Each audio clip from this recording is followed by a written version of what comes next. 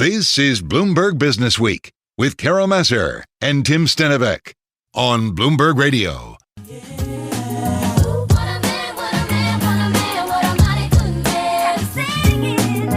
All right, everybody, you don't see this a lot these days. Someone spending their entire career at a single company, but that's exactly what our next guest did. After 33 years at Dow, Howard Ungerleider, he retired back in November. He oversaw Dow DuPont split into three separate public companies. We're talking about Dow, DuPont, and then Corteva. I hope I'm saying that correctly. Fair to say, Carol, he's seen quite a few cycles and quite a few changes through his career at the chemicals giant. Howard Ungerleider joins us on Zoom in New York City. Howard, good to have you with us. Why did you retire? Hey, Tim. Good afternoon, Carol. Thank you. Somewhere in the suburbs of Philadelphia, my mother is smiling if she's listening to that nice introduction. We hope she is. Look, 33 years is a long time to be doing anything, and I just felt like it was the right time to continue with my leadership journey. You know, I just arrived in New York. All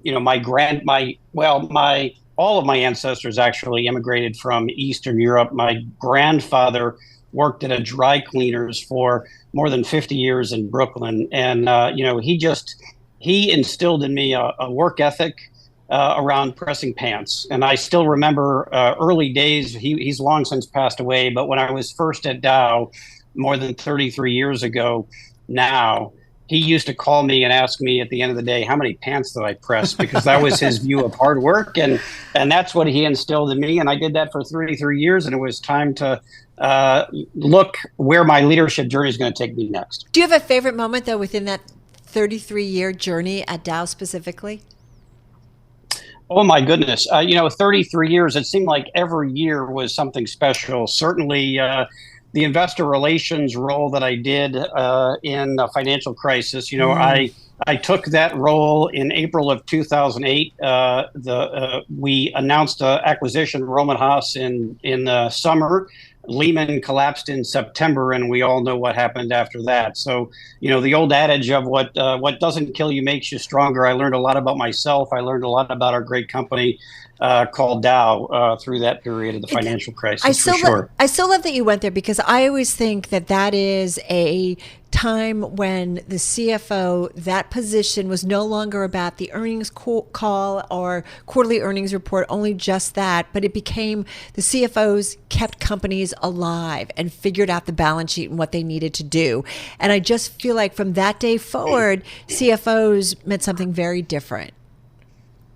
Yeah, Carol, I couldn't agree more. Actually, my joke at the time was there were no equity investors. Everybody was a fixed income investor. They all wanted to ask about credit and risk and mitigation and trying to find where the bottom was. Now, that's 15 plus years ago now.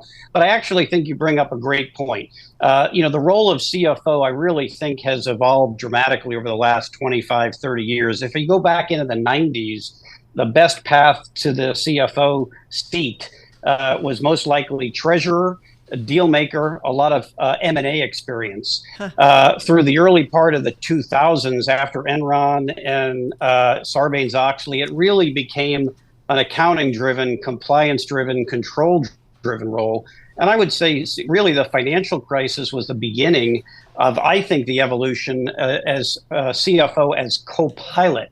I am not a pilot by training, but I use that analogy because I think it's really apropos. The CFO really has to be the co-pilot of the enterprise today. And you think about what a co-pilot does is they have to do everything that the pilot does. They may not have, they have one fewer stripe on their shirt sleeve, but they have to be able to land, take off, talk to the crew, work with air traffic control, navigate the plane, engage with the clients or the customers or the passengers. They have to be able to do everything the pilot does. So really, CFO as co-pilot, I think, is what this generation of CFOs really needs. Howard, I'm going to break a rule that I should not break, but I just can't help myself right now. I'm still stuck on this idea that your grandfather would call you early in your career, and I just, out of curiosity. Is there any chemical that you worked on or anything you oversaw while you were at Dow? Like, does this story come full circle that he would have used or that dry cleaners end up using in their process? Yeah, 111 is the perchloroethylene. It's a product that Dow no longer makes, but it's not really a product that dry cleaners use today for obviously for environmental reasons. But back 30, 40, 50 years ago, that was the molecule of choice for most dry cleaners. So he definitely used that at the time. But that's a long time ago, Tim. But you said they're no longer using it? Right, correct. Is that how come? In terms of environmental footprint, there's molecules that are safer today that are better for the environment and better for the clothes. And safer. Well, can we go there for a little bit? Because we thought about this when we were kind of planning. It feels like one of the next industries already or will be on many people's radar is plastics, and really the chemical industry is role in this. And the report that came out earlier this month, I think Columbia and Rutgers, about the detectable plastic fragments in a typical liter of bottled water, some 240,000. We've been talking a lot about microplastics and nanoplastics and how they're so much more dangerous. I think about The Graduate, the movie, and there he is in the pool, and they're like, what are you going to do with your life? And they're like, plastics. So how are you thinking about, having spent so much time in that industry, about what's the constructive conversation to have as we maybe move forward to, and probably should move forward to, a continually cleaner world that doesn't impact our environment so much? Yeah, and I'm not here speaking on behalf of Dow because I'm no longer with the company. But what I would say is I think where the industry is heading, and Dow is certainly right there front and center, is decarbonizing the value chains and driving for circularity. Plastics actually is the most sustainable alternative. It's more sustainable when you look at it on a total carbon life cycle perspective than paper, than metal, than glass. Or other packaging substrates. The challenge is most of it today, unfortunately, is not recycled, and it goes into the landfill. And so by driving decarbonization, meaning reducing or eliminating the use of hydrocarbons to make plastics using other materials as raw materials, as feedstocks, then driving circularity so that those materials, once they're transformed into a plastic or a polymer or packaging use or durable good use, don't go into the landfill, but actually get reused and recycled. That ultimately will really benefit the planet. But does it not get recycled because it's just not cost efficient to do so? Yeah, it's more cost efficient today, unfortunately, to use virgin hydrocarbon resins and virgin polymers. So what we were advocating, and what I would still support, is some kind of a market-based price on carbon. That's not something that currently is happening in the United States today. It is happening in other countries around the world. Canada, our neighbor, for example, does have a market-based price on carbon. And if you implement a market-based price on carbon, that will encourage and financially incentivize people to actually do that recycling. But what about the idea of these plastics actually getting into our bloodstreams through microplastics? Now, nanoplastics is the study that Carol was referring to that we talked about on our air a couple of weeks ago. That's something that's relatively new to me and that we're just learning about now. How do you think about all that? Yeah, I think we need a lot more scientific study. That's really, we need to let the science drive the answer. I would say that's the biggest thing that we can do as a society. So would you say there's not evidence for that at this point? No, not significant. No. Oh. We're talking with Howard Ungerleider. He is former president, chief financial officer at Dow, and he's joining us on Zoom in New York City. One more thing, I want to kind of go back to what we ended on, Howard, if I may. And Sure. I was just thinking about all those things, and you've been really wonderful in just kind of going with us on it and talking about it. But I think there are a lot of industries out there. Like I spent a big chunk of my career watching what happened with cigarettes and the settlement, pesticides, sugar, trans fats, lead, asbestos, mercury, red dye number 5, talc. Johnson and talc, yeah. Yeah, exactly. Although that settlement, no wrongdoing, to be, just to be fair and transparent. There are so many things we learn years after we've been using them that they are bad for society, for individuals. So at the same time, so much that companies do that have improved our lives in immeasurable ways. How does the chemical industry, though, adapt to kind of an environment where we are looking to make sure that we're not impacting individuals, not impacting the environment? Carbon credits are one thing, but we want to make sure that we're actually not creating harm in the first place. Sure. And I think, it's a great question, Carol and Tim. And I would just say that I think, spending 33 years of my career at Dow, it was all about the science, right? And and science, technology improves, analytics improve, and the industry, at least coming from a Dow perspective, has improved over the last 30 years in a significant way.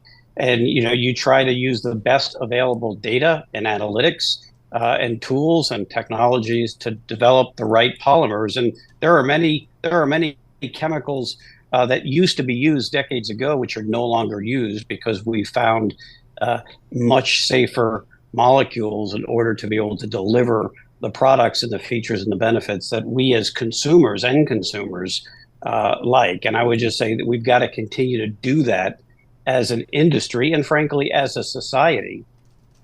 Love that. So, well, then let's go a little bit further in terms of what you do next. And I think I read somewhere where you want to make an impact or continue to make an impact. And it could come in a couple different ways, whether it's CEO of a publicly held company or private equity. When you say impact, what do you want to do specifically, Howard?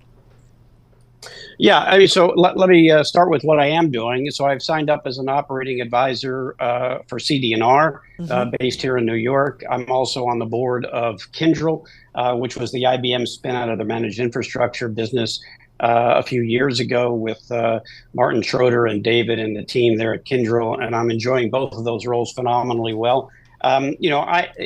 Creating long-term value for all stakeholders is what I would say gets me very, very excited. Dealing with complex three-dimensional problems and challenges and working to create long-term value, not just for shareholders or the owners of a company, but really, and what I learned in my 33-year career is you have to invest and create value for all of the stakeholders. That's your customers, the communities in which you operate, and the citizens and the ultimate end consumers, depending on where you are in the value chain. That's what I'm focused on. Would you consider going full-time in-house somewhere and as a CFO or CEO? Sure, I would. I'm having lots of interesting conversations, as you'd imagine. I promised myself, a lot of the people that I've spoken with that I respect, they say, you can say yes to every conversation, but don't say yes to anything full time for at least 6 months. Give yourself a little bit of grace.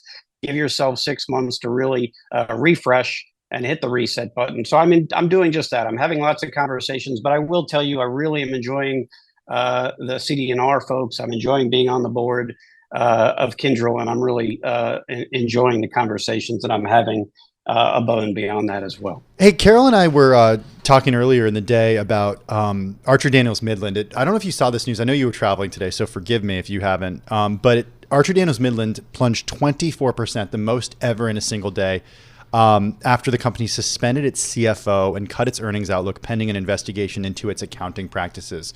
We should note that's what we know so far. No wrongdoing has been. There's no wrongdoing being accused of anyone at this point, but there is an investigation going on. Just as a CFO, a former CFO, how do you read into something like that, like news like that? Yeah, look, all I know is what I read on Bloomberg on my phone on the way from the airport. So I can't comment on that specific issue. What I would say, though, in terms of being a publicly traded company or any company in the United States, U.S. GAAP accounting is the Bible. It's a combination of the Old Testament, the New Testament, the Quran. Pick your favorite religion. You have to abide by U.S. GAAP accounting. That is table stakes. Now, if all you do is focus on the GAAP accounting, then you're not likely going to create long-term value for stakeholders. But you have to start with GAAP accounting. It all starts and stops at GAAP accounting. You have to do that. So I would imagine. We'll see what happens over the next few weeks and months as that story unfolds. This has been great because we've been covering so much that's kind of going on in our news today and kind of some of the big narratives, if you will. Having said that, politics is a big narrative, and we know we've got the New Hampshire primary underway. Politics. how do you believe global CEOs, U.S. CEOs should be planning for the outcome here in the United States come November?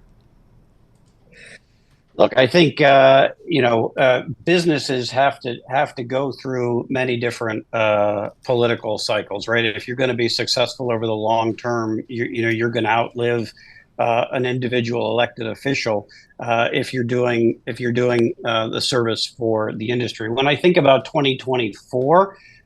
Certainly the economy, what I heard Janet Yellen talk about the other day was that, declaring success and a soft landing. I hope she is right. I hope we are dealing with a soft landing. With that said, it's never been done yet. So what I would say to fellow CFOs out there or people who are running companies is, prepare for a choppy 2024. Prepare for a 2024 that looked a lot like 2023. I think for the most part, certainly in the upstream parts of most value chains, destocking is most likely over.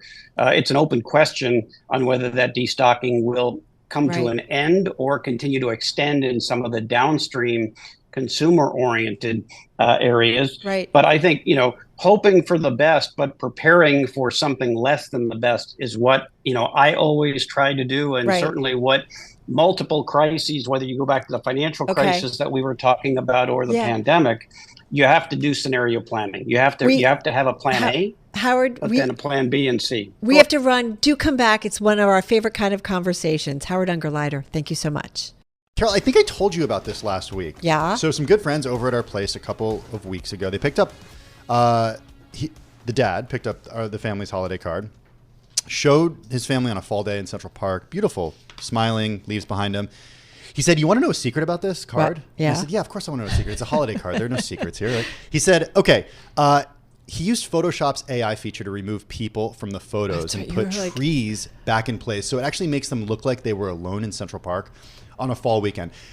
Your friend's not an expert at this stuff. That's the thing. Yeah, he's a doctor. He has no idea he's not trained in Photoshop. Like, it wouldn't be that impressive if somebody. But he plays a graphic artist on the sideline. Yeah, he said he watched a YouTube video and then it was like he was so easy to do. I thought it was kind of cool because it's professional photo editing, but it's actually using generative AI, and all he had to do was put the cursor over this one area of the photo, and then trees appear. Well, our next guest is nodding. She is in studio. We're delighted to have with us Ashley Still. She's Senior Vice President of Creative Business at Adobe, as I said, here at Bloomberg headquarters in New York City. You're nodding because anybody can do this now, it seems like. Yes, that is my favorite holiday card story now. Thank you so much for sharing that, and it's great to be here. And that really just crystallizes the power of generative AI to make creativity more approachable and more accessible to everybody. So I think the thing that I want to talk about with you, we want to go a lot of places. We want to talk about the economy and what you're hearing from companies and sort of the B2B side of things. But I want to talk about how you're leveraging AI in this different way, because I think there's a lot of concern right now about generative AI and it being quote unquote safe, and copyright issues. We see New York Times filing lawsuits. What do you do at Adobe to make sure that what you are providing customers with, they can then go put on their holiday card and they're not going to get in trouble for it? Absolutely. So obviously, the creative community is incredibly important to us. As you mentioned, your friend is a doctor, but many of our customers are artists and designers, and but also businesses. And so we made a decision very early in all of our research and development around generative AI to actually build our own foundational models and use our own content that we have licensed to train the models. And that really separates us from pretty much everybody else because our content is what we call creator friendly. It respects the intellectual property and copyright. So if you're training with content that you guys have rights to, it's going to stay within that universe. Exactly. So we don't go scrape content from the public internet. We only use, and we have a service called Adobe Stock where photographers and creators all over the world have actually contributed their content and given us a license to that. They've been compensated for us to train, to both resell that content, but also train our AI models on that content. Take me through this decision here, because this is not Adobe's first rodeo, whereas a lot of these startups, it is their first rodeo. So when did this decision happen, and how expensive has this decision been over the course of development? Well, I mean, first of all, we've been developing AI for a decade. So we're not new to needing to think through the data that you're using to train models. We've been, kind of building that muscle for a decade. We also have been in the stock business for at least a decade, if not more, the stock photos business. And so from early on, we actually have had the rights to, and we realized probably like at least 8 or 10 years ago, that we needed to expand the idea of stock content to be not just reselling, again, for licensed content, but to be using for training. So this is actually not new. So when you hear all the concerns and worries that are out there, do you think that there is somewhat of an easy solution in terms of the worries about kind of what generative AI can do and where it can go? Well, in terms of copyright, I think they're choices. Right. There's lots of topics around generative AI. I mean, in terms of copyright, I think it's about choices. There's models. So, for example, if you want to create a Starbucks coffee cup using Firefly, which is our generative AI service, you can't, because we have explicitly never trained our models to know what a Starbucks coffee cup looks like. And so if you're, and I'll get to some of the things that we're working with companies on, we think the solution to that is to then actually just work with Starbucks if they want to create Starbucks coffee cups to extend the model with their content, right? But if you go to some of the other services in the market, they have trained on the public internet. There are plenty of Starbucks coffee cups on the public internet, holiday ones, regular ones. And so there's a lot of content that it would have been able to be trained on. So, but again, but you don't have a right to that brand. Right. So let's go there, because that's a really interesting development in this sort of new world. I think for a lot, not new for Adobe necessarily, but I think new for a lot of people is this world of AI. So if this partnership were to happen, who pays whom? Oh, in terms of you and Starbucks, for example. Oh, well, we see that as actually a benefit to being a customer of Adobe, that we would enable them to extend Firefly to understand, again, what Starbucks content looks like. That doesn't necessarily mean that they need to enable that for the entire world. Right. Okay. So it's like it's a brand extension for their use. Oh, I see what you're saying. So for Starbucks' own use, so yes. they could help create marketing materials using Firefly. Not necessarily. Exactly. Let's say there were somebody who was upset about a union negotiation between Starbucks and employees, creating a Starbucks image that the company wouldn't approve. Exactly. And of course, we could look at brand partnerships to bring that content into the public version of Firefly, but that's not something that we've done yet. Do companies want to do that? Or are they scared of that world? I think they're first trying to understand how they use generative AI for their own internal use cases. I think they're thinking a little less about, going back to your friend's holiday card example, do they want to be able to have your friend holding a coffee cup in that image? I think they're more concerned with how do we expand our marketing, how do we get scale, versus some of those use cases. So we only have about a minute and a half here left. So I am always curious about someone in your position, right? You're working with lots of different clients, finding out what they need, what they want. How would you describe the business environment and the ease at which companies are spending right now? I think we've been in a similar position for a while. Like I don't think anything has. So it's the same as a year changed. ago, same as 2 years ago. I think it's been the same for about a year, particularly for large companies where there's just more scrutiny of big contracts and spending, and really pressing to see the ROI of these investments. I think absolutely we've seen continued strength in digital, and a very significant portion of Adobe's business is actually through Adobe.com, and that has actually been really strong and certainly something stronger than it was the past 6 months or a year ago. It's been strong throughout the past year, and particularly as you were mentioning, as we innovate in our products like Photoshop with generative fill and Firefly, we've actually seen demand for our products increase. But certainly it's both of those. I would say, I've seen more scrutiny on the business side for spending and continued consumer.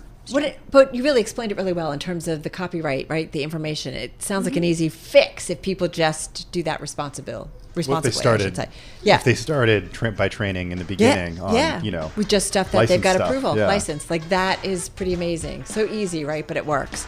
Ashley, thanks. This kind of flew, so hopefully we get to catch up with you soon in the future. Yes. Thank you for having me. Yeah, thank you. Senior Vice President of Creative Business over at Adobe. As we mentioned, she's here in our Bloomberg Interactive Broker Studio. This is Bloomberg Radio.